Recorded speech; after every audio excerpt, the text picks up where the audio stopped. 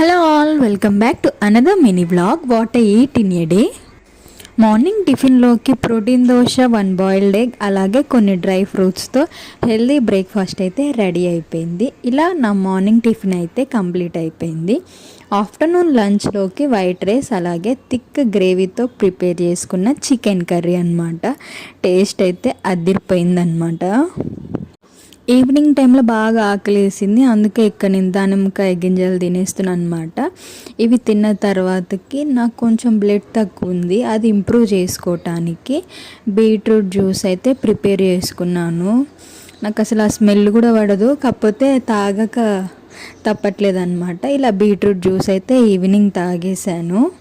Night డిన్నర్లోకి నాకు పుల్లగా గోంగూర రోటి పచ్చడి తినాలి అనిపించింది అనమాట. అందుకే ఇక్కడ పచ్చడి కోసం అంతా ప్రిపేర్ చేసుకొని రోటి పచ్చడి ప్రిపేర్ చేసుకున్నాను అనమాట. ఇలా నా డిన్నర్ అయితే కంప్లీట్ అయిపోయింది.